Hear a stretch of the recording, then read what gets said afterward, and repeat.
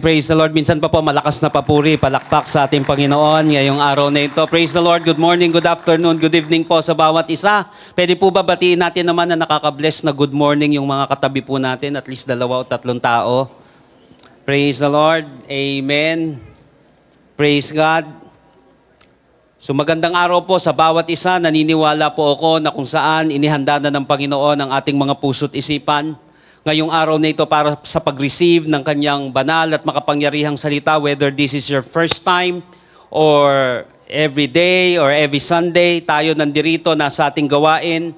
Naniniwala po ako na hindi sayang ang lahat ng ginawa natin ngayong araw na ito, yung time, yung treasure, yung talent na ibinigay natin at ibibigay natin sa Panginoon. Always remember, the Bible said in the book of Romans that your labor in the Lord is not in vain. Pwede mapalagpas, pwedeng hindi makita ng mga tao yung effort na ginawa natin, pero kitang-kita ng Diyos yan. Kaya naniniwala ko na ngayong araw na ito may mga re-rewardan ng ating Panginoon because God honors efforts.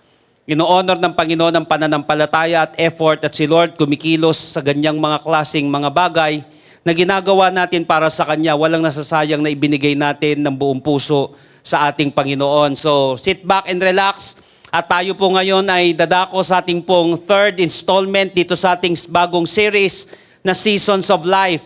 I do believe that the Lord is speaking to you through this message. At naniniwala po ako na kinakausap tayo ng Panginoon, binabago tayo ng Panginoon. And I'm excited sa mga gagawin ng Panginoon sa ating buhay. At lalo na naiintindihan natin itong mga seasons na ito na dumadating sa ating buhay. Ito naman pong pag-uusapan natin ngayon ay napaka-importante. Dahil naranasan mo na ba o naka-experience ka na ba ng season na pakiramdam mo, ubos ka na? Ubos na yung strength mo, ubos na yung patience mo, ubos na yung finances mo, ubos na yung hope mo. Tila baga parang sadsad ka na, o dry ka na, o sumasayad ka na, sumasagad ka na. There are moments in life when everything feels low. Low emotionally, low spiritually, low financially, even low mentally. Dumadating po kahit sa akin itong mga ganitong klaseng mga nasa lowest point tayo ng ating buhay. Na kung minsan ultimo yung pag-iisip, may isip naman tayo, but parang nauubusan ka na. Parang hindi mo na alam ang gagawin mo, parang nauubusan ka na ng lakas, parang wala na akong maibuga dito sa season na ito na pinagdadaanan ko. At ang mas mahirap minsan, kahit anong effort mo, parang walang nababago. Parang walang nangyayari. So there are seasons when you feel like you have poured out everything and still nothing seems to change. And interestingly, the widow in 2 Kings chapter 4, na kung saan ito yung pag-uusapan natin ngayon, knew that feeling. Yung talagang empty, yung talagang konting-konti na lang, yung talagang wala, yung talagang sagad. Her husband was gone. Debt was rising. Lubog sila sa pagkakautang. Her sons were about to be taken as slaves bilang pambayad dun sa utang na yon. She was running on empty. Yet this story reminds us that God, listen to this, specializes in turning low places into overflowing places. Specialization ng Panginoon. Nag-specialize ang ating Panginoon sa pag-turn ng mga low places natin into overflowing places. I want you to open your Bible with me in 2 Kings chapter 4 verses 1 hanggang 7. Kalawang mga hari, 4, 1 hanggang 7. May isang biyuda na ang asawa ay kaanib noon sa grupo ng mga propeta. Isang araw, humingi siya ng tulong kay Eliseo. Sinabi niya, patay na po ang asawa ko na inyong lingkod. At alam niyo naman kung gaano niya iginagalang ang Panginoon. Ngayon, ang tao po na pinagkakautangan niya ay dumating para kunin ang 2 naming anak na lalaki upang gawing alipin bilang kabayaran sa utang. Sinabi sa kanya ni Eliseo, ano ang may tutulong ko sa iyo? Sabihin mo sa akin. ano ang mayroon sa bahay mo? Sumagot ang babae, wala po. Maliban lang sa kaunting langis sa lalagyan. Sinabi ni Eliseo, puntahan mo ang lahat ng kapitbahay mo at manghiram ka ng maraming sisidlan. Pumasok kayo ng mga anak mo sa bahay nyo at isara nyo ang pinto. Ibuhos nyo ang langis sa lahat ng sisidlan. Itabi mo ang bawat sisidlan na mapupuno mo. Kaya ginawa ng babae ang iniutos ni Eliseo sa kanya at isinara niya ang pinto sa bahay nila. Pagkatapos dinala sa kanya ng mga anak niya ang mga sisidlan at nilagyan niya ito ng langis. Verse 6, nang mapuno na ang lahat ng sisidlan, sumagot ang anak niya, wala na pong sisidlan at tumigil na ang pag-agos ng langis. Verse 7, pumunta ang babae kay Eliseo na lingkod ng Diyos at sinabi niya ang nangyari sa kanya. Sinabi ni Eliseo sa kanya, umalis ka at ipagbili ang langis at bayaran mo ang utang mo. May matitira ka pang sapat na pera para mabuhay kayo ng mga anak mo. Maybe some of us came to church today carrying an empty jar. Parang itong babaeng ito, parang yung mga anak niya na may dala-dala na empty jars. Itong mga empty jars na ito ay tila bagay ito yung mga empty hearts natin. Or maybe you are carrying an empty strength, an empty dream. But the good news is this, God still fills empty vessels. Hanggang ngayon, si Lord ay nagpupuno pa rin ng mga empty vessels. Lahat tayo ay dumadaan sa season ng emptiness natin. Pero makikita natin at nararamdaman natin, mararanasan natin na si Lord nagpupuno pa rin sa mga empty seasons ng buhay natin. So join me in our message today entitled From Low to Overflow. From low to overflow. So paano ba tayo makakatawid mula sa season of emptiness papunta sa season ng overflow? Paano ba natin matatawid ito? Maybe some of you, dumadaan ka sa ganitong sitwasyon ngayon ng buhay mo. Nasa season of emptiness ka. Na kung saan kapag empty pa naman tayo, feeling natin ending na ang lahat. O wala na tayong way out dito sa emptiness na ito. Lahat tayo may kanya-kanyang empty seasons sa buhay natin. Lahat tayo ay may kanya-kanyang karanasan sa iba't ibang area ng buhay natin na feeling natin empty tayo, pero paano ba tayo gagabayan ng Diyos dito? Mula sa season of emptiness, papunta sa season of overflow. The answer is found in 3 powerful movements na ang tawag ko dito ay power moves. Sabi nga po natin, power moves. Dito po makikita natin paano natin matatawid ito. Itong from season ng emptiness, papunta sa season ng success, papunta sa season ng pag-apaw natin sa ating buhay. Again, nawa, gabayan tayo ngayon ng ating Panginoon habang pinakikinggan natin ito. Dalangin ko na mangusap sa atin ng Panginoon, maisabuhay natin ito at naniniwala ako, hindi puro empty ang season mo. Makakatawid ka from the season of emptiness, papunta sa season of overflow. Lahat po ng ready at excited nga ngayon, magsabi nga po ng I am ready. Dalangin ko na ikaw na nag-declare ngayon, punuin ka ng Panginoon, maitawid mo itong sitwasyon na ito. Number 1, paano tayo makakatawid? Mula sa season ng emptiness, papunta sa season ng overflow, 3 powerful moves. Unang move natin is openness. Sabihin nga po natin, openness. So be honest with your emptiness. Powerful move ba ito? Yes. Napaka-importante ng honesty. Alam niyo po, minsan bago tayo punuin ng Diyos, kailangan muna nating aminin na empty tayo. Yung widow sa story na ito, lumapit siya kay Elisha, the man of God, leader ng group of prophets nung panahon na yon.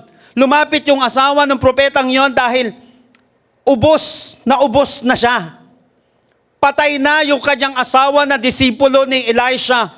Baon sila sa utang at kukunin pa ang mga anak niya bilang alipin. Makikita natin ito in verses 1 to 2. May isang byuda ng asawa ay kaanib noon sa grupo ng mga propeta. Isang araw humingi siya ng tulong kay Eliseo. Sinabi niya, patay na po ang asawa ko ng inyong lingkod at alam niyo po. At alam niyo kung gaano niya iginagalang ang Panginoon ngayon. Ang tao po na pinagkakautangan niya ay dumating para kunin ang dalawa naming anak na lalaki upang gawing alipin bilang kabayaran sa utang. Alam niyo po, sinabi dun sa verse 1, in English, a certain woman, magandang pang-post. Alam niyo po, Mother's Day, din ito na message. At naniniwala ko, di lang naman mga mother ang kausapin ngayon. Lahat ng mga may emptiness sa kanyang buhay o dumaan tayo dito, paano natin may tatawid dito? A certain woman, the widow of one of the guild of the prophets, cried out to Elisha. A certain woman cried out to Elisha, my husband, your servant, is dead. Alam niyo po, the word cried in Hebrew is the Hebrew word sa'ak. Ang ibig sabihin po nitong cried dito sa Hebrew, to cry out desperately for help. Alam niyo po, hindi simpleng reklamo ito, na umiiyak dahil nagre-reklamo. Ito po ay iyak ng taong wala ng ibang matakbuhan. Yung saak dito sa Hebrew. Ito ay iyak ng isang taong wala ng matakbuhan. At sinabi po sa verse 2, sinabi sa kanya ni Eliseo, ano ang may tutulong ko sa iyo? Sabihin mo sa akin kung ano ang meron sa bahay mo. Sumagot ang babae, wala po. Maliban lang sa kaunting langis sa lalagyan. Interestingly, nang tanungin siya ni Elisha kung ano ang meron siya, sabi niya, nothing. Sabi nga po natin, nothing. Sinabi niya, nothing except a little oil. Alam niyo po, sa totoo lang, when she called nothing, she was actually, ito pong nothing na ito, was actually the seed of her miracle. Alam niyo po yung pag-amin niya, kaya sinabi natin yung openness na yon. Akala natin nothing, parang negative agad ang dating no? Kasi naman yung iba, napaka-hype naman. Minsan pag hindi ka umaamin, paano natin re-resolbahin ang isang bagay na hindi natin inaamin na may problema talaga? Pero itong word niya na nothing dito was actually the seed of her miracle. At yung akala niyang little, di ba? Nothing except a little oil. Yun pala ang magiging simula ng miracle niya. Because many times we focus so much on what we lack that we overlook what God has already placed in our hands. Yung nothing na yon, yung little na yon, yun pala yung seed ng kanyang miracle. Aamin lang Alam niyo, ang isang tao, tatalino yan, the moment na aminin niyang wala siyang alam. Makakaunti lang alam niya. Nothing except a little oil. Hindi sa minamaliit natin ang sarili natin. Iba yung pagmamaliit sa sarili. Pero yung iba, yung nagsasabi ng totoo, umaamin at humihingi ng tulong. Nawawala yung pride sa buhay. At yun pala, yung pag-amin na yon, yung openness na yon, yung honesty na yon, sa kanyang emptiness, yun pala yung seed sa kanyang miracle. Maybe somebody in this place right now, ito yung magiging seed ng miracle mo. Yung pagsabi mo ng nothing, o kaya kakaunti na lang.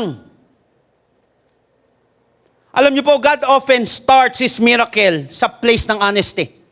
Madalas po, si Lord, nagsisimula ng miracle sa place ng honesty. Si Moses po, rod lang ang hawak niya. Si David, sling lang ang dala niya. Yung batang lalaki, 5 tinapay at 2 isda lang. Pero kapag sinurrender sa Diyos, ang little becomes much. Little, remember this, that little becomes much when we place it into the Master's hands.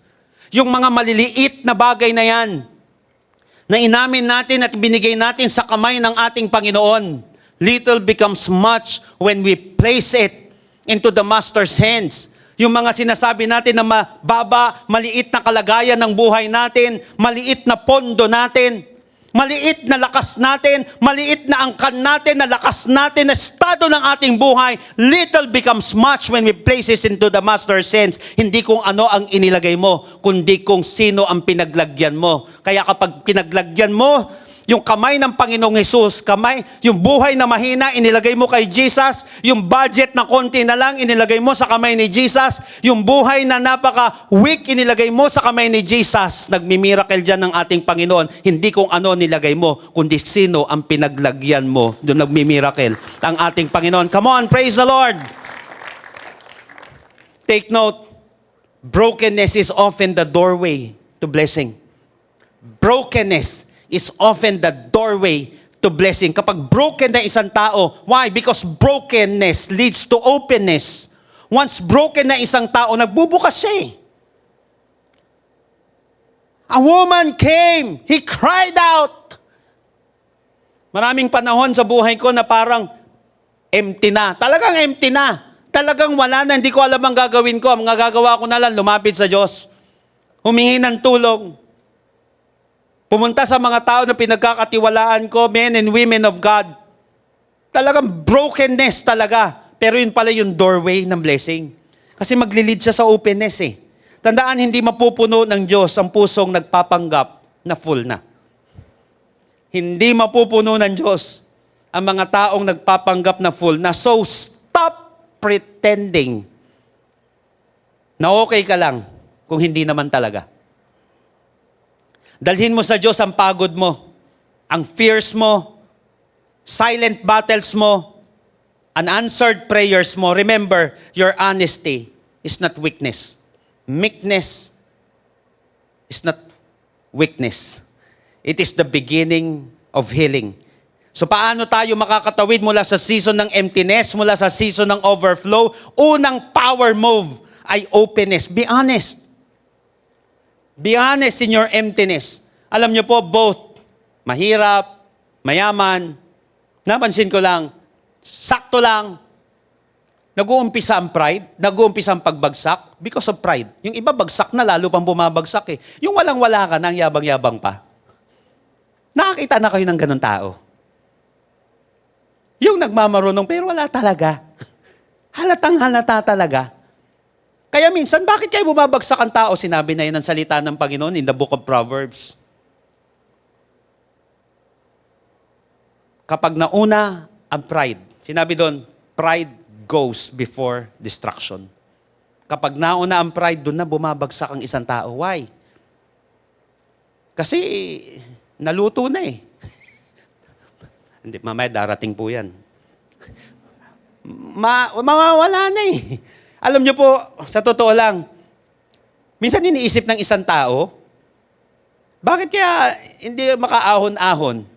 Bakit kaya hindi ako magkaroon ng overflow o kaya hindi ako mapuno ng pagpapala ng Panginoon? Ba't puro pa ganyan? Check your heart. Baka kulang tayo sa honesty. Baka kulang sa humility. Baka kulang sa openness sa ating Panginoon. So para makatawid tayo mula sa season of emptiness, papunta sa season ng overflow, unang power move, openness, be honest with your emptiness. Kahit na anong estado natin sa buhay, may mga kanya-kanya tayong emptiness sa buhay at gustong-gusto ng Panginoon na sa panahon na empty tayo, aaminin natin because brokenness leads to openness at kapag open na tayo, doon pumapasok ang pagpapala ng Panginoon. At naniniwala ako, na si Lord, tandaan po natin na si Lord kapag mapagpakumbaba ang isang tao umaamin sa Kanya, doon itinataas ng Panginoon. God opposes the proud, but He gives grace to the humble. Sabi ng Panginoon, ang tao nagpapakumbaba, itinataas ng Panginoon. Ang tao mapagmataas, ibinababa ng ating Panginoon. The only way up is down and the only way down is up. So napaka-importante ng openness natin sa ating Panginoon. Pangalawa na power move. Paano natin matatawid? Ano tayo makakatawid mula sa season ng emptiness papunta sa season ng overflow? Una, openness. Dami mga taong ganyan, umamin lang na hindi niya kaya. Doon na siya lumakas. Umamin lang na hindi niya alam, nagpaturo siya, doon lalo siya gumaling. Napansin po natin yun? Inamin niya lang na wala siya, doon siya lalong napuno. Napaka-powerful pala na itong move na ito. Kasi kikilos ka na ng tamang kilos, hindi na yung may pagmamalaki, hindi na yung, alam mo yun, yung mali yung gamot na iniinom, pero hindi naman yun yung sakit, yung karamdaman. Kasi may pinagtatakpan. Kaya importante itong openness na ito. Pangalawa, in verses 3 hanggang 5. Pagkatapos ng openness, ano nangyari? Verses 3 and 5, sinabi ni Eliseo, puntahan mo ang lahat ng kapitbahay mo. Ito na, tignan nyo. Baon siya. Patay yung asawa, baon sa utang. Sinabi ni Eliseo, puntahan mo ang lahat ng kapitbahay mo. At manghiram ka ng maraming pera. Hindi po ganito yung sinabi dito. Tignan nyo po. Sinabi ni Eliseo, puntahan mo ang lahat ng kapitbahay mo at manghiram ka na, dalangin ko, kausapin tayo dito, ni Lord, napakaganda nito. Puntahan mo ang lahat ng kapitbahay mo at manghiram ka ng maraming sisidlan. Pumasok kayo ng mga anak mo sa bahay nyo at isara nyo ang pinto. Ibuhos nyo ang langis sa lahat ng sisidlan, itabi mo ang bawat sisidlan na mapupuno mo. Verse 5, kaya ginawa ng babae ang iniutos ni Eliseo sa kanya. At isinara nila ang pinto ng bahay nila. Pagkatapos dinala sa kanya ng mga anak niya ang mga sisidlan at nilagyan niya ito ng langis. Pangalawang powerful move para makatawid tayo from season of emptiness papunta sa season of overflow ay obedience. Sabihin nga po natin, obedience. Believe beyond your senses. Kinakailangan mag-obey tayo, kumilos tayo, maniwala tayo beyond our senses. Kaya tandaan natin, because faith is beyond senses. Sinabihan siya ni Elisha, manghiram ka ng maraming sisidlan. Imagine niyo po yung instruction sa kanya, manghiram ng maraming empty jars. Pumasok sa bahay, isara ang pinto, magbuhos mula sa maliit na oil jar. Sa totoo lang, hindi siya logical. Paano ka makakabayad ng utang niyan? Empty pa yung hihiramin mo. Dapat sasara ng pinto. Alam mo yun? Ano ba ito mga kalokohan ngayon? Kahit mga Christian, kikriticize to. Kaya di kumikilos si Lord eh. Kahit sa ibang mga churches eh. Kahit sa ibang mga Christians. Why? Laging logical sila. Walang problema sa logic. But most of the time, faith is beyond logic. Ang wisdom ni Lord beyond sa wisdom ng tao. At doon winawasak niya lang yung wisdom na mula lang sa mundo. Manghiram ng maraming empty jars, pumasok sa bahay, isara ang pinto, magbuhos mula sa maliit na oil jar. Kukunti na nga lang yung oil niya, sinabi, tapos hihiram na maraming lalagyan. Tapos ibubuhos doon, anong logic? Manghihiram, ito nga, hindi na puno, lalagyan ko pa yung hindi puno, di ubos na. Nakuha po natin, hindi siya logical. Paano mapupuno ng maliit na jar ang maraming sisidlan? Pero dito natin makikita, listen to this very carefully, that God prepares capacity before He sends overflow. Ulitin ko. God prepares capacity before He sends overflow. The widow had to obey before seeing results.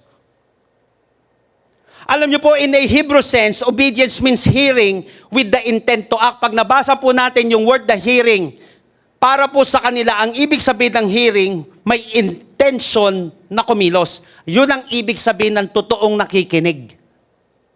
Kaya ako makikinig sa lesson, kaya ako aatid ng seminar, kaya ako aatid ng pagtuturo, kasi hindi lang ako makikinig. Makikinig ako, pero may intention kong gawin ito. May intention akong mag-execute nito. Yun po ang ibig sabihin ng hearing. Kapag nababasa natin dito. That's why faith is proven. Listen. Faith is proven not by emotion, but by movement. Sabi nga po natin, movement.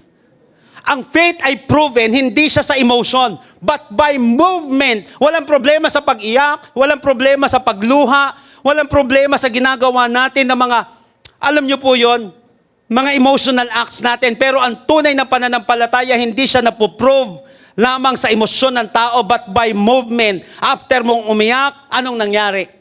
After lumuhod, after kumanta, after nag-express. ng emotion. Ano nangyari? Because faith is proven not by emotion but by movement. Alam niyo po, maraming miracle sa Bible na nagsimula sa unusual obedience. Napakaraming miracle sa Bible nagsimula lang sa unusual obedience. Noah built before the rain. Hindi niya nga alam ano yung rain eh. Joshua marched before the walls fell. Paano babagsak yung wall na yun? Kamamarcha? Bombahin mo yan para bumagsak. Kaya lang ang instruction sa kanya, magmarcha. Sa loob ng 6 na araw, 1 beses. Araw-araw, pag 7 araw, 7 beses mag-iikot doon, tapos sisigaw. Ang mangyayari dyan? Illogical. Peter stepped before the water, held him. Bago siya nakalakad sa tubig, humakbang muna siya. If you want to walk on water, you've got to get out of the boat. Kung gusto natin makalakad sa mga bagay na hindi nagagawa ng iba, miracle, kinakailan lumabas ka muna sa boat na yan. Diyan sa comfort zone na yan. Dahil di ka makakalakad sa tubig. Hanggat di ka lumalabas sa comfort zone na yan. Same lang ang buhay. Alam niyo po, faith means obeying God without needing to understand everything first. Hindi lahat ng bagay may intindihan muna natin. Kailangan natin intindihin ang lahat. Kaya maraming mga tao hindi nakaka-execute kasi gusto muna nila perfect muna. At sinabi na ng pinakamatagumpay na tao kahit sa secular or sa religious na area o industry. Alam niyo po, napatunayan na nila, gawin mo na yan. Ituloy mo na yan, saka ka na lang mag-polish. Kaya maraming mga tao, may sinabihan nga ako, maraming mga tao, half of your wisdom, intelligence, namamayagpag na ngayon, ikaw nakanganga pa rin. Why? Hintay ka ng perfect na moment eh. Sila, nagkamali, pinalis nila, nagkamali, sige, inayos lang nila, natuto sa pagkakamali, nagpakumbaba, iyak-iyak lang, tapos unti-unti na nilang naaayos na perfect. Why? Kasi naniwala lang, if you want to walk on water, you've got to get out of the boat. Kailangan lalabas ka lang talaga doon. Minsan gusto natin, Lord, explain first bago ako sumunod. Lord, buksan mo muna ang floodgates of heaven before ako magbigay ng tithes and offering. Baliktad eh. Nakuha po natin, bigay mo muna yung para kay Lord, and then saka magbubukas si Lord ng durungawan ng langit. Pero ang faith, sumusunod muna bago makita. Because faith is to believe. Listen to this very carefully. Amazing people of God. Faith is to believe what you cannot see. Then you will see what you believe. Faith is to believe what you cannot see. Then you will see what you believe. That's why, di ba sinabi sa Hebrews 11:1, faith is being sure of what we hope for and certain of what we do not see. Ayun ang pananampalataya, hindi po man din nakikita, pero naniniwala ka, bukas makalawa, yung hindi mo nakikita na pinaniwalaan mo, mararanasan mo. Hindi mo pa man nakita si Lord, pero naniwala ka sa Kanya. Kaya naranasan mo ang salvation at mararanasan mo siya habang buhay. Kaya nga, faith pleases God. Sinabi ng Bible, kaya maliligtas ang isang tao by grace through faith. Maniniwala ka ba na sapat na ang ginawa ng Panginoon sa krus ng Kalbaryo? Maniniwala ka ba na mahal ka ng Panginoon despite of your past? Despite ng mga nagawa mong mali sa buhay, naniniwala ka ba na sapat yung dugo ni Kristo para malinis ang kasalanan mo? Kaya kapag lumublob ka ng lumublob dyan sa guilt na yan at hindi ka nanampalataya na mahal ka ng Panginoon, walang mangyayari. Pero yung mga taong naniwala, kahit lublob sila sa kasalanan, kahit lubog sila sa pagkakautang, kahit lubog sila sa kanilang lumang pagkatao, maniwala kayo, lahat ng naniwala na mahal sila ng Panginoon at kaya magbago ng Panginoon, kaya mag-ahon ng Panginoon, yung mga taong naranasan ang pagmamahal at kapangyarihan ng Panginoon sa kanilang buhay. Come on, praise the Lord. Faith means obeying God without needing to understand everything. Faith is to believe what you cannot see, then you will see what you believe. Notice also that the widow involved her sons. Napansin po natin, in-involve ng widow yung kanyang mga anak, isinama yung mga kanyang anak dun sa power moves na yon ng kanyang obedience. That's why her obedience became a testimony for the younger generations. Alam niyo po, sa ating mga mas may edad dun sa mga kabataan ngayon, yung mga act of faith na ginagawa natin ngayon, yung mga pagsamba na ginagawa natin ngayon, nakatingin ang mga younger generation sa atin kung paano natin hinaharap ito, kung paano tayo bumabangon sa bawat pagbagsak, kung paano tayo lumalapit sa panahon, sa Panginoon sa panahon ng ating kahinaan at paano natin hinaharap itong mga empty seasons na ito ng ating buhay. Kaya, alam niyo po yun, naging testimony siya sa kanyang mga anak. Isa sa magandang pwede nating ipamana sa mga younger generations ay yung mga testimonies natin. Because your testimony can unlock someone else's prison. Yung mga testimony natin, nag-a-unlock yan sa kulungan ng ibang tao. Paano nangyari ito? Paano mo nagawa yan? Napansin niyo yung kwento mo lang na yan, ng karanasan sa ating Panginoon? Nakaka-unlock yan ng kulungan ng isang tao, kahirapan, kasalanan, kahapon, kanyang nakaraan. May mga seasons na pinapagawa ng Diyos ang isang bagay na hindi comfortable. Kaya dito ulitin ko po, beyond logic siya Manghiram ka ng maraming empty jars, pumasok ka sa bahay, isara mo ang pinto, magbuhos ka mula sa oil na napakakonti, sa napakaraming hiniram mo. Napaka-illogical niya. Pero may mga seasons talaga na pinapagawa ng Diyos ang isang bagay na hindi talaga komportable. Forgive, kahit masakit pa. Grabe, Lord, sakit-sakit pa. May mga ganyan na ipapagawa ng Panginoon na hindi ka komportable. Tawarin mo na. Sasabihin ng Panginoon, wala kang magawa Hindi sumunod O kaya, give, kahit kulang. Lord, kulang ako po. Kulang talaga. Hindi, bigay ka. Alam niyo po, maraming ganito sa buhay ko, yung 20 na lang talaga. Alam niyo yung 20 ito? Alam ko, yun din yung naging seed ko Sa maraming mga binigay sa akin ng Panginoon, after that, kasi yun yung last ko Pagkakait ko pa kay Lord, parang isa akin, hindi, bigay mo na to kay Lord, wala nang mangyayari sa 20 ito Kung ako may hawak ng 20 yan, habang buhay hanggang pagtanda ko, puro hanggang 20 lang ang buhay ko. Pero mo offering, bubulungan ka ni Lord, 20 na nga lang pera ko Wala na akong pambili mamaya. Tapos may bulong si Lord. Alam mo, hindi ka komportable na gawin yun. Pero alam mong may bulong ang banal na spirito sa'yo. Pero alam niyo po, naging seed yun Pero minsan ng maraming mga bagay. Naging seed yun ng 100,000, naging seed yun ng million, naging seed yun ng kung ano-anong mga alam niyo mga magagandang experiences sa buhay, pero nag-uumpisa, alam niyo po, nag-uumpisa ang komportabling buhay sa pagiging uncomfortable muna. Kung gusto mo maging komportable buhay mo bukas, masanay ka muna sa hindi komportabling buhay ngayon. Tiis-tiis muna. Sunod lang muna. Alam niyo po, napakaganda nito. Alam niyo po, magmo-move ka kahit na parang unclear. Pero sinabi ng Panginoon, sige, sumunod ka lang. Maniwala ka lang kahit wala pang visible na result. Imagine kung 3 jars lang ang hiniram niya. Tignan niyo po. Imagine natin kung 3 jars lang ang hiniram niya. Doon lang din titigil ang oil. Ito naman ang maganda dito.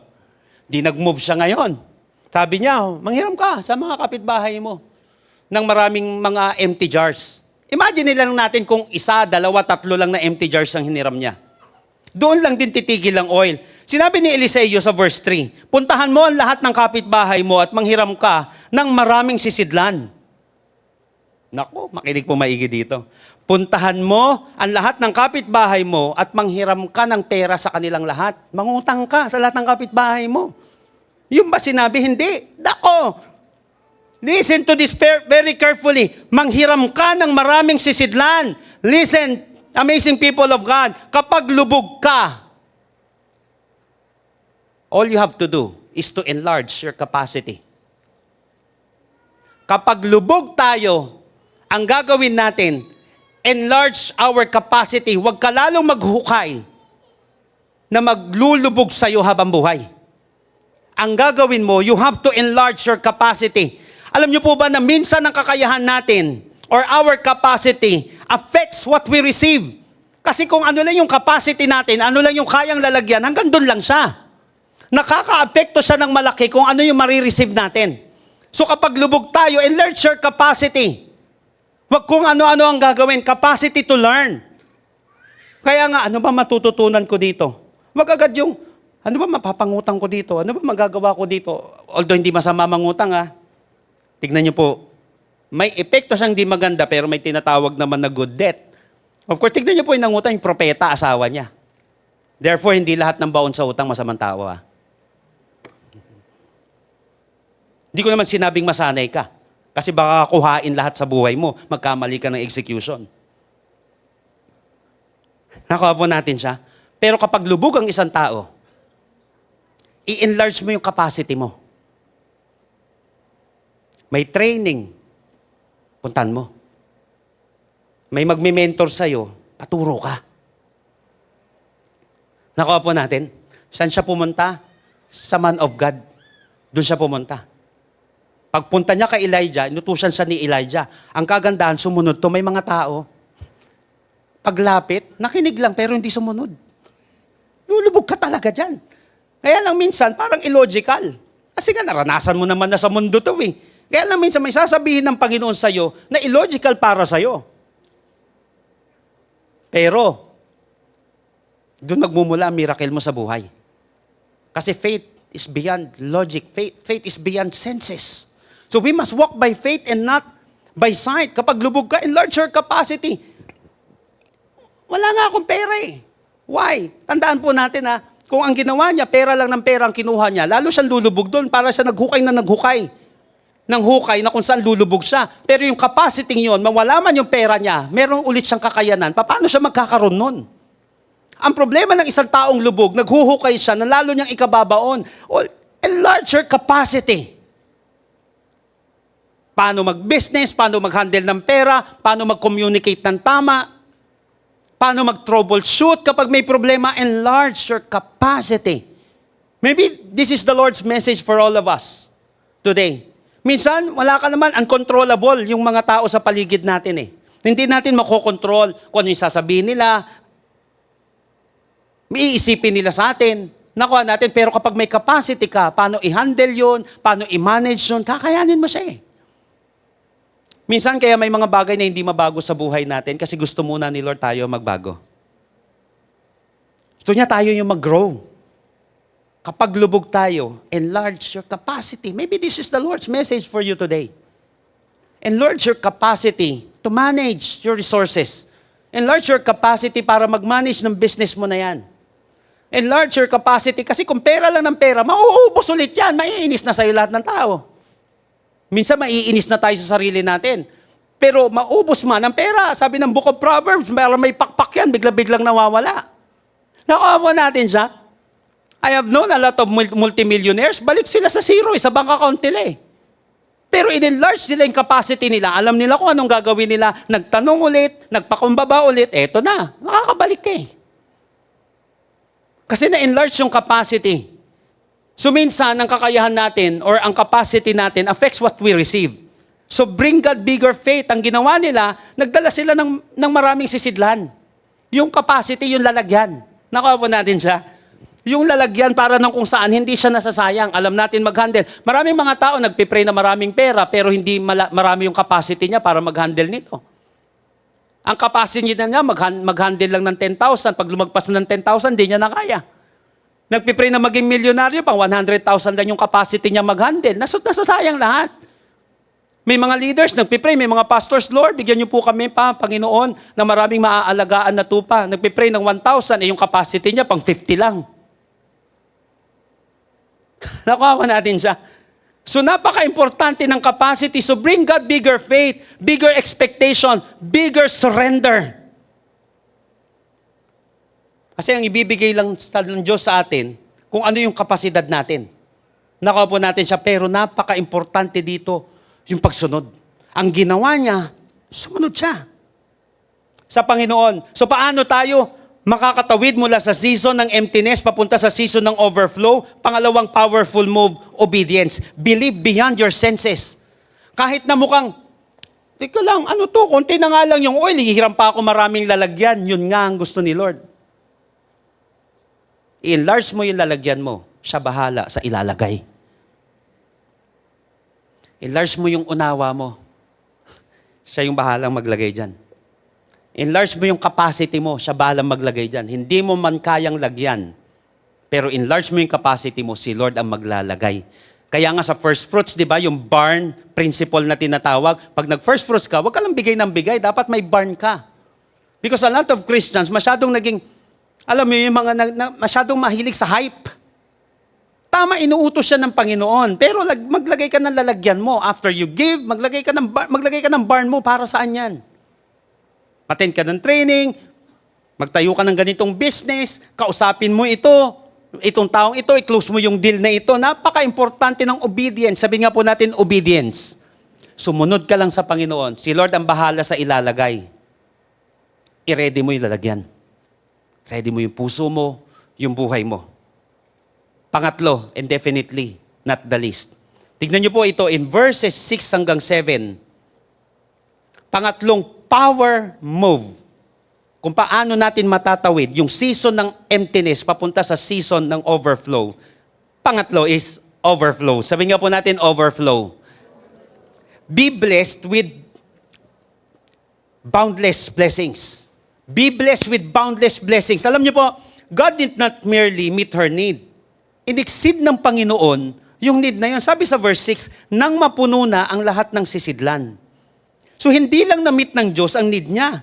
Nag-overflow ito, tumigil lang ang oil nung wala ng empty vessels. Napansin na po natin yun. Ulitin ko, tumigil lang yung oil nung wala ng sisidlan. Tignan niyo po, verse 6. Nang mapuno na ang lahat ng sisidlan, sinabi niya sa isa sa kanyang mga anak, bigyan mo pa ako ng sisidlan. Napuno na lahat eh.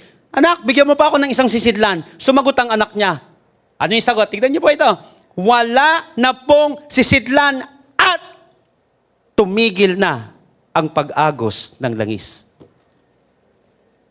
Wala na pong lalagyan at tumigil na ang pag-agos ng langis. Importante yung capacity. So kapag wala ka ng capacity, enlarge ulit yung capacity natin.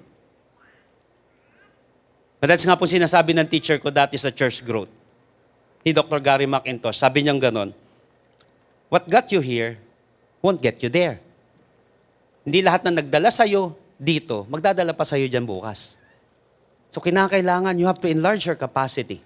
One size doesn't fit all. May tamang diskarte para sa 10, para sa 50, para sa 1,000, para sa 1,000,000. Nakuha po natin, nung wala na pong sisidlan, tumigil na ang pag-agos ng langis. The oil only stopped when there were no empty vessels. This reveals an important truth. Listen to this very carefully, amazing people of God. The limitation was never God's supply. Ulitin ko po, the limitation was never God's supply. The limitation was the available capacity. Ang limitasyon po, hindi sa supply ng Panginoon. Unlimited ang supply ng Diyos. Ang limitation po was the available capacity. Ang limit ay hindi yung supply ng Diyos, kundi yung capacity ng tao. Then, in verse 7, pumunta ang babae kay Eliseo na lingkod ng Diyos at sinabi niya ang nangyari sa kanya. Ito, ang ganda na ito. Sinabi niya, nung huminto na, pero grabe yung miracle. Daming napuno, nung kakaunti. Nung umamin siya, naging open siya, sumunod siya, pambihira. Napuno na. Pumunta ang babae kay Eliseo na lingkod ng Diyos. At sinabi niya ang nangyari sa kanya. Sinabi ni Eliseo sa kanya, umalis ka, ganda na ito, at ipagbili ang langis at bayaran mo ang utang mo. May matitira ka pang sapat na pera para mabuhay kayo ng mga anak mo. Ano nakalagay doon? Go, sell the oil, pay your debt, and leave. Tingnan po natin yung progression. Debt removed, needs supplied, future sustained. So ibig sabihin, hindi lang survival ang binigay ni God. Si Lord, hindi lang siya God of survival. He gave sustained provision. May natira pang sapat na pera para mabuhay kayo ng mga anak mo. Hindi lang puro bayad, pakuha ng sweldo, bayad na, wala nang life. So tinatamad na ngayon magtrabaho. Tinatawad nang gawin ito kasi puro sa interest na lang napupunta ang lahat. Nakuha po natin siya. Kasi hindi lang survival ang gustong ibigay ni Lord sa atin. Gusto niya ng sustained provision. May matitira ka pang sapat na pera para mabuhay kayo ng mga anak mo. Tandaan, our God is not barely ang Diyos po natin is not barely enough. He is more than enough. Sabihin nga po natin, more than enough. Kasi hindi puro enough lang. Katulad po ng sabi ni Apostle Paul sa Ephesians 3:20, now to Him who is able to do exceedingly abundantly above all that we ask or think, according to the power that works in us. God is able to do exceedingly abundantly above all that we ask or imagine. So walang problema sa supply. Yung God supply, walang problema. At gusto ng Panginoon, bigyan tayo ng sustained na provision. Ang overflow ng Panginoon, ito maganda, listen to this. Ang overflow ng Diyos heals the past. Kaya gusto kong pag-apawi ng Diyos. Nakakatulong ito to heal the past, to sustain the present, and secure the future. Because take note of this, where human resources end, divine resources begin.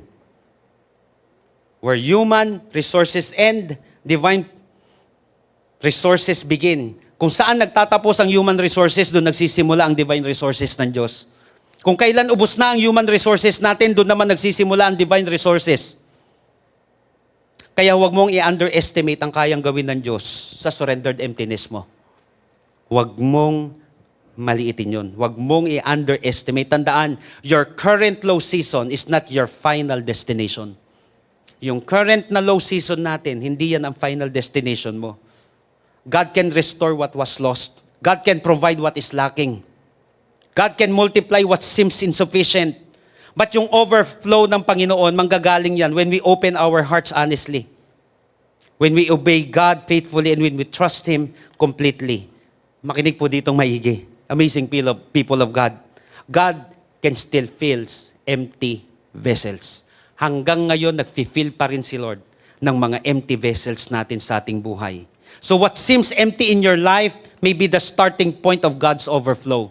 Yung tingin natin na parang sagad na tayo, sadsad na tayo, dun pala nagsisimula yung overflow ng Panginoon. Sasabihin ni Lord, tapos ka na umiyak?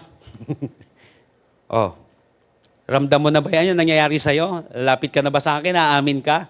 Susunod ka na ba? Yung empty na yan, makikita natin. Ako na maglalagay dyan. Ako na bahala. Maybe the message of the Lord for you right now is this. Sasabihin ng Panginoon, ako bahala sa supply. Lumakad ka lang. Umamin ka lang, umasa ka sa akin. Hindi pa yan ang ending mo. Akala natin ending na natin yung kulang tayo. Hindi. Simula pa lang yan ng pagpupuno ng Panginoon sa buhay mo. Yung akala mong ending mo, akala mong tapos na, akala mong wala ka nang maibuga, akala mo lang yun. Sabi mo nga sa katabi mo, akala mo lang yun. Pero alam ng Panginoon at kaya ng Panginoon punuin yung mga bagay na wala tayo. So let me end with this story. Alam niyo po, may isang batang lumaki sa hirap. Madalas, konti lang po ang kanilang nakakain sa bahay. Pero nakakakain pa rin naman sila ng buo ng pamilya. Konti nga lang. Pero nakakakain pa rin kahit paano, kahit laki sila sa hirap. One day, tinanong niya ang kanyang nanay. Sabi niya, Mama, paano po tayo nakasurvive noon? Yung panahon na halos saktong-sakto lang yung kakainin natin. Ngumiti po yung nanay niya at sinabi, alam mo anak, kapag hindi enough ang meron tayo, laging enough ang Diyos. Kapag hindi enough ang meron tayo, laging enough ang Diyos. At yun din ang message sa atin ngayon. When life leaves you low, God can still bring overflow. Kapag ang buhay, bagsak tayo, sumadsad tayo, tandaan natin, ikaw yun. Pero si Lord, God can bring overflow in your life. So let me challenge you, ano yung mga empty area ng buhay mo ngayon? Empty strength ba yan? Empty joy ba yan? Empty finances ba yan? Empty faith ba yan? Huwag mo itago sa Diyos. Bring Him your empty jar. Trust His instruction. Make room for His overflow.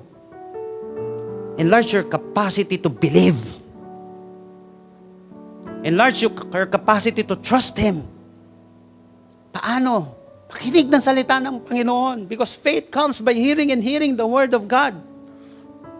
Kung yung puro negativity lang ng mundo at puro logic lang ng mundo ang pakikinggan natin, hindi tataas ang pananampalataya natin. Lalo pa nga tayo matatakot kasi computation lang ng mundo yun. Hindi siya masama minsan, pero mas mabuti pa rin ang computation ng Panginoon. Mas mabuti pa rin ang economy ng Panginoon kaysa sa mundong ito. Mas maniniwala tayo kay Lord kaysa sa nangyayari sa mundong ito. Huwag mong itago. Bring Him your empty jar. Trust His instruction. Maglagay pa tayo ng room para mag-overflow pa yan. Para may paglalagyan pa ang Panginoon. Tanong, may paglalagyan pa ba sa iyo si Lord ngayon? May pananampalataya ba dyan na paglalagyan pa si Lord ng miracle sa buhay mo? May tiwala pa ba? May pagsuko pa ba na paglalagyan si Lord dyan sa buhay na yan? Because the God of 2 Kings chapter 4 is still turning little into abundance. Yung Diyos dito sa 2 Kings chapter 4 ay siya rin pa rin Diyos ngayon na nagpupuno sa mga kapos na sitwasyon ng buhay natin. At dalangin ko ngayong araw na ito na enlarge nawa yung capacity natin para maniwala pa at magtiwala sa ating Panginoon. Hindi mo kaya, pero kaya ni Lord. Purihin po natin ang Panginoon sa araw na ito. Praise the Lord. Hallelujah. Tayo po lahat ay tumayo sa presensya ng ating Panginoon if you can stand. Verse 1 says, let me remind you, a certain woman, the widow of one of the guild of prophets, cried out to Elisha. A certain woman, the widow, iniwan na ng di sinasadya. Nabi ko nga po, di ba, may mga tao na iiwan ka, sinasadya o di sinasadya. May mga bagay na mawawala at matatapos, sinasadya at di sinasadya. Darating yung mga empty moments natin sa ating buhay. May mga nagtanong po sa akin, sabi sa akin, Bishop, ilan na pong libro nabasa nyo? Sabi mo, pasensya na, hindi ko na nabilang lahat. Pero tansya ko lang minimum siguro 3,000. Tapos makikita yung mga diploma doon. Ano pa bang hindi nyo alam? Sabi ko, gatiting pa lang yung alam ko. Pero alam mo, sabi ko, may mga pastors akong kausap noong nakaraan. Sabi ko, alam mo, dumadating yung panahon, nasasagad ako. Parang wala na akong maibuga. Sabi ko, yung feeling ko parang bobo ko. Yung parang, asan yung pinag-aralan mo? Asan yung diploma mo? Asan yung mga tinuro sa'yo? Ano yung katuturo-turo mo? Wala ka na maibuga. Di mo na alam ang gagawin mo. Turo-turo ka ng ganyan. Tapos ikaw wala. Parang ganun yung nangyayari. Alam mo, dumadaan pala tayo sa mga season ng ganun ng ating buhay. Kahit na sino ka pa, kahit na sino pa, dumadating pala dito. Sabi ko, kala ko porket billionaire, laging apaw. Maybe umapaw sa pera. Pero sabi sa akin, tignan nyo naman po bahay namin, parang impyerno. Empty sa pagmamahal, empty sa respeto, empty yung pagkatao. May kanya-kanya tayong emptiness. But a certain woman cried out to Elisha. Nung umamin siya, sumunod siya, at alam niya na kaya ni Lord tuparin yung pangako niya. Mag-o-overflow siya. Doon nangyari ang miracle ng Diyos. God specializes in filling empty vessels that are fully surrendered to Him. Surrender mo lang yung emptiness na yan. Buhay ang Diyos. Ang Diyos ni Elijah, at nung babaeng yun, ay siya pa rin Diyos natin ngayon. Jesus is the same yesterday, today, and forever. I want you to close your eyes right now. Ikaw at ang ating Panginoon ngayong araw na ito, who feels empty right now? Ano yung area ng buhay mo na empty ngayon? A certain woman cried out.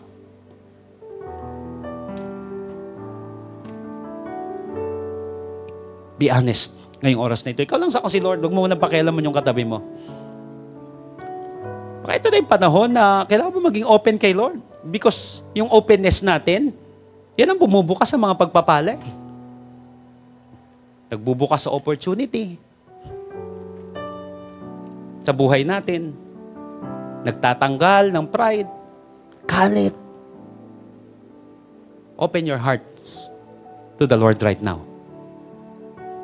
Ikaw sa kasi Lord ngayong araw na ito. I will give you a few seconds, a few minutes ngayong oras na ito. Ikaw lang sa kasi Lord. Maamin ka kay Lord ngayong araw na ito. Huwag mong ikahiya yan, luhang yan.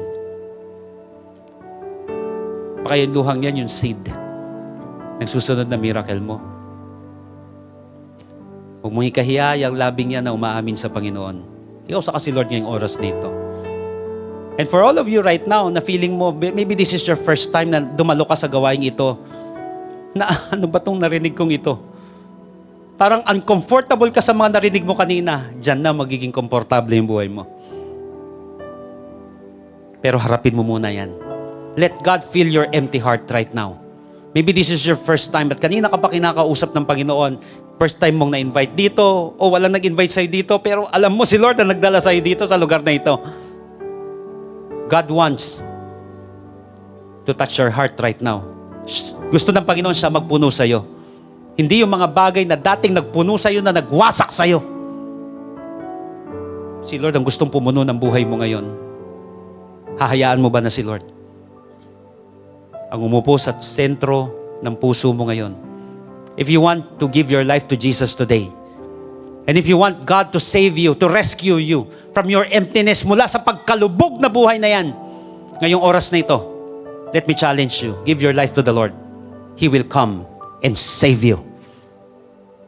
The God of this widow na empty. Yung Diyos ng mga nabuhay na patay dati.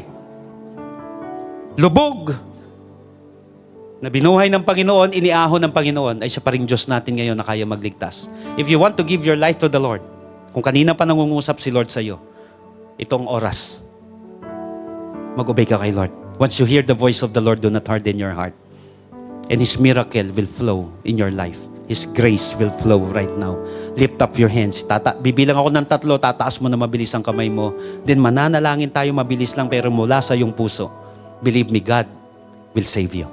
God will rescue you. The Bible said in John 1:12, yet to those who receive Him, to those who believe in His name, He gave them the right to become children of God. Lift up your hands. 1, 2, 3. Habang nakataas siyang kamay na yan, sabi sa book of Romans, if you confess with your mouth that Jesus is Lord, you will be saved. You and your household. Ikaw ang liligtas ng Panginoon, pero ma-i-influensyahan mo rin yung mga taong nalulubog. Pero magsimula ang lahat sa iyo. Tell it to Jesus right now. Lord Jesus, come into my life. I surrender my heart to you. I admit that I'm a sinner. But I believe that you are my Savior. Starting today, be the Lord of my life. Save me. In Jesus' name. Amen. Kung nanalangin ka na mula sa puso mo, first time mong ginawa ito, or you rededicate your life to the Lord, maniwala ka. Mahal ka ni Jesus. Yung Diyos na nag-aayos ng buhay dati, siya pa rin nag-aayos ngayon. Yung Diyos na tumatanggap sa mga lubog uhaw, basag, sugatan, ay siya pa ring Diyos na tumatanggap at naghihilom ng mga sugat ngayon. Mahal ka ni Jesus. And for all of you right now na may season ng emptiness, bring it to the God of overflow. Ibigay mo sa Panginoon yung empty na yan, yung empty jars na yan. Aminin mo kay Lord, Lord, empty po ito. Yung business ko, Lord, pinipilit ko lang, Lord. Ito pong family namin, Panginoon, pinipilit ko lang, Lord. But we're empty. I am empty, Lord. Minsan parang nagmamalaki na lang ako, pinipilit ko na lang. But I am empty, Lord. And for all of you who are empty right now, be honest. Then I pray, Lord, let your hand touch this woman right now. Let your hand touch this man right now, this father, this mother, these children, Lord. I pray for your hand right now. Touch this heart. Heal this broken heart right now in the name of Jesus. Hawakan mo po yung emptiness na yan. Bigay mo kay Lord ngayon. Little becomes much when we place it into the Master's hand. Give it to Jesus right now. Bigay mo kay Lord. Habang umaamin ka, lumuluha ka, umiyak ka, give that empty vessel right now. Give.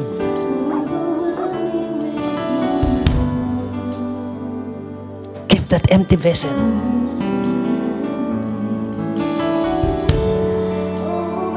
Nahihiya ka dahil lubog ka. Anak ka pa man din ng Diyos. Parang yun, prophet, lingkod ng Diyos.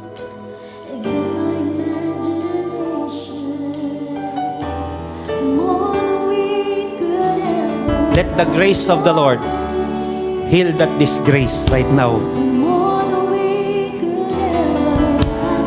Ikaw sa kasi, Lord. Ibigyan kita ng oras ngayon. Ikaw sa ang Panginoon. I will give you 1 minute. Ikaw sa kasi, Lord. Be honest. Open your heart. Brokenness, Lord. That brokenness will lead to openness. It will open your heart for God's overflow, for God's blessing. Di nakakahiya yung pag-amin na yan.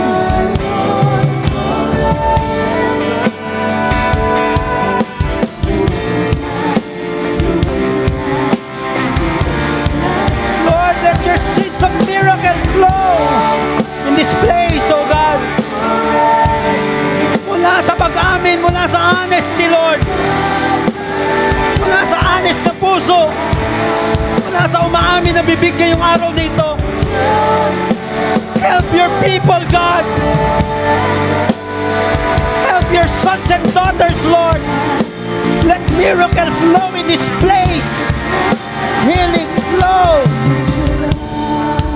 Lord, I speak for vision right now. Yan niyo po ng pangitain, Panginoon.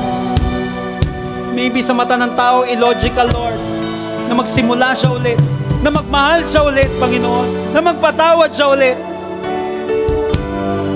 Na-give up ang ganitong bagay.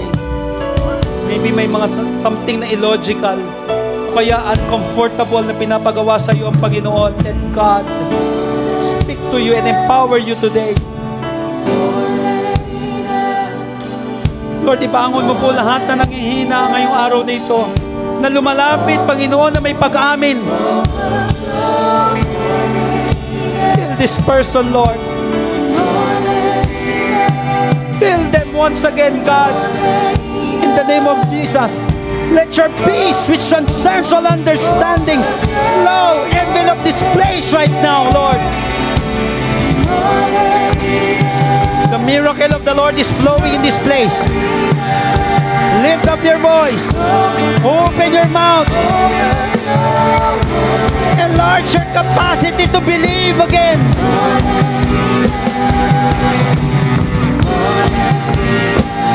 The seeds of miracle is flowing in this house.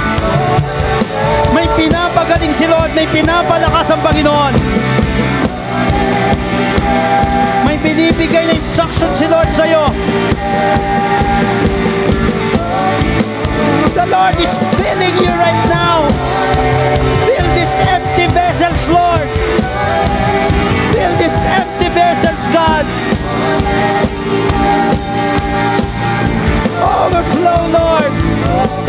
Oh, God. Oh, Lord. Hatch the blessing of the Lord right now. Buksan mo, kapatid. Enlarge your capacity to believe again.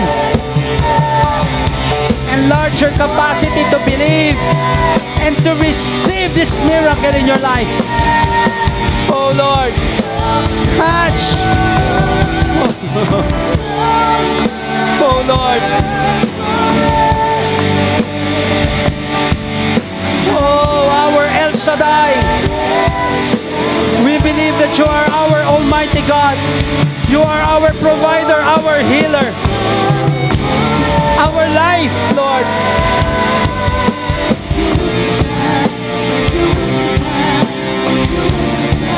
Oh, God. Oh, Jesus. My God, my El Shaddai. Oh, my Lord.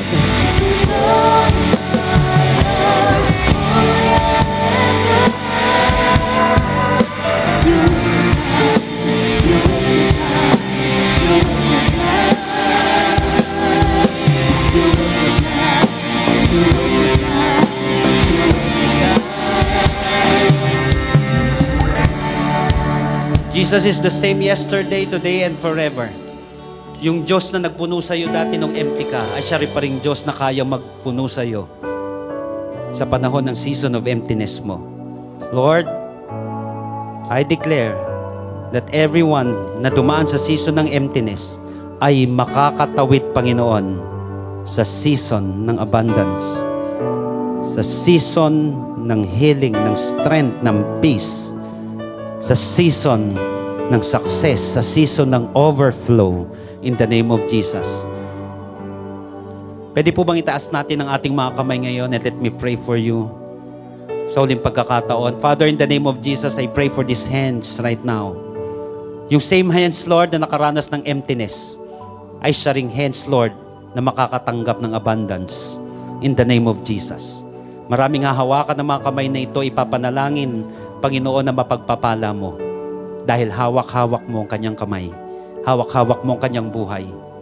Salamat po sa pagbangon. Salamat sa pag-asa. Salamat sa kapayapaan. Salamat sa kaligtasan. Indeed, Lord, you're the God of overflow.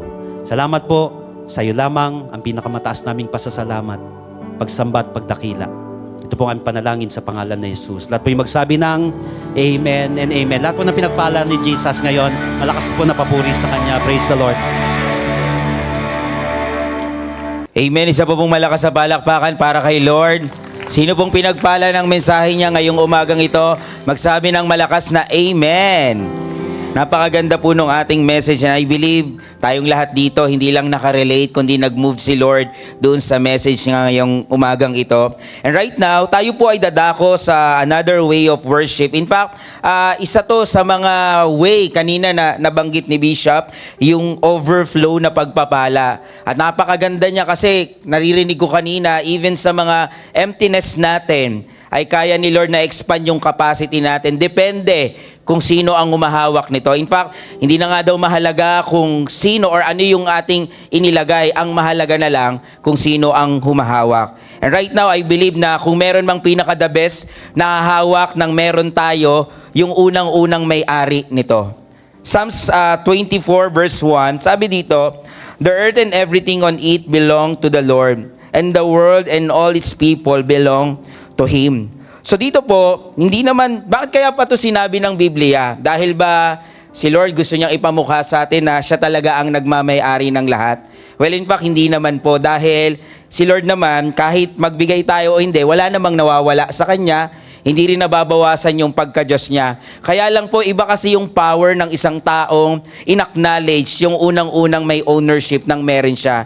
In fact, even yung ability na meron tayo to produce wealth, ang nagbigay niyan, si Lord. At ang the best doon, sa mga tapat na nagbabalik kay Lord, sigurado at panigurado, makakaulit sila sa Panginoon.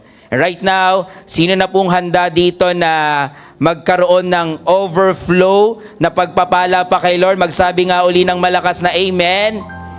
Praise God. And right now, hawakan po natin yung ating kaloob and let us pray. Thank you, Jesus. Lord, maraming salamat po sa inyong mensahe. In fact, Lord, sabi mo nga kanina, you are enough, at totoo po yun, Panginoon. Naniniwala at nananampalataya kami na through you, Panginoon, ano man ang mga kakulangan and even mga emptiness na nararanasan namin ay sa kaparaanan at way mo, Panginoon. Kayang-kaya mo tong punuan, Panginoon. At dalangin ko nga na sa mga nandirito, Panginoon, ay maging pagpapala pa sila, Panginoon, sa ibang mga tao. At Lord, mag-create ka ng mga testimony na Lord, mag-glorify ka, O God. Maraming salamat, Panginoon. At Lord, naniniwala ako may mga lalaya sa kautangan ngayong araw na to in the name of Jesus, O God. Makikita ng mga taong nasa paligid niya kung sino yung Diyos na sumasama sa Kanya. And God, magbabalik kami ng may masayang puso sa'yo. Salamat po. We thank you and we honor you. And this is our prayer in the mighty name of Jesus. Amen, amen. We can give now to the Lord.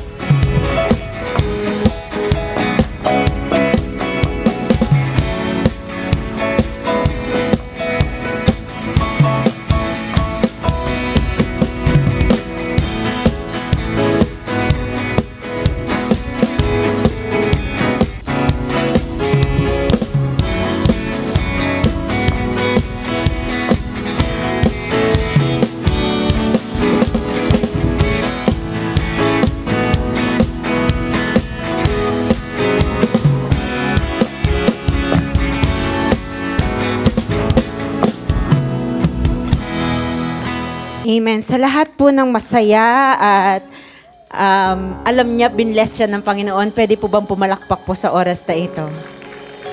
And we continue to invite you po sa ating pong midweek service na growing po, at naniniwala ako na ito din ay ginagamit ng Panginoon for us to grow. No, in middle of the week, may naririnig ka pa rin word ng Panginoon, kumakain ka ng salita ng Panginoon, napakalaking parte yan sa pag-grow po natin spiritually. And I know that God is not yet done with us. Marami pa pong gagawin ng Panginoon. Sino po dito pinuno ka ng word ng Panginoon ngayon? Amen ba? Tarang binigyan tayo ng Lord ng wisdom, pero binigyan din tayo ng Panginoon ng transformation sa mga bagay na nangyayari po sa ating buhay. Napakagaling po ng Panginoon. Amen po ba? Pwede ba natin sabihin, God is good? Amen. Ngayon po, tatayo po tayo in the grace of the Lord, and can you declare at least 2 tao, kaliwat kanan mo, sabihin mo sa kanya, God bless you more.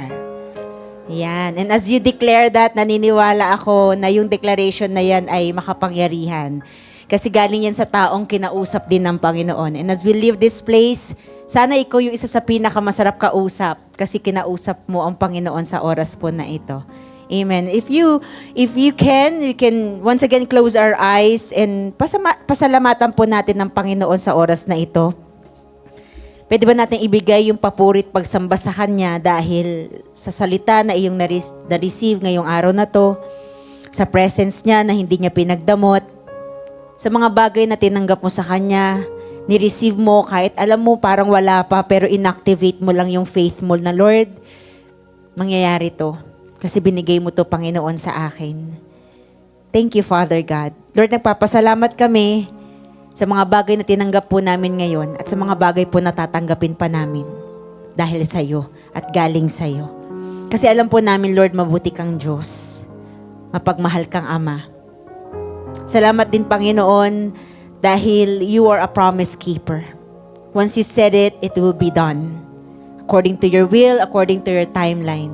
Kaya, Panginoon, walang dahilan para hindi kami manampalataya. Walang dahilan, Lord, para hindi kami sumunod. Walang dahilan, Lord, para hindi namin i-apply yung aming mga natutunan, Panginoon. Kasi alam na po namin yung result nito eh.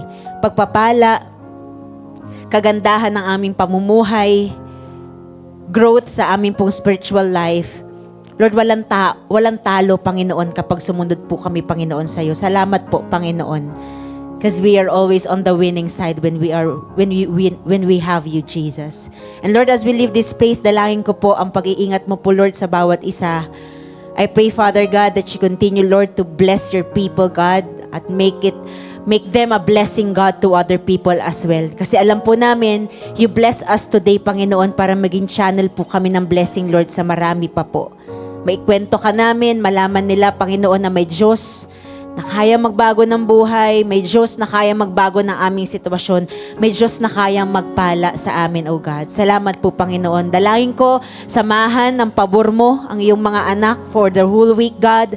I pray for breakthrough, Jesus. I pray, Father God, for blessing upon blessing, Panginoon. Lord, yung mga maiko-close na deal, God, Lord, it's gonna be a done deal, Father God.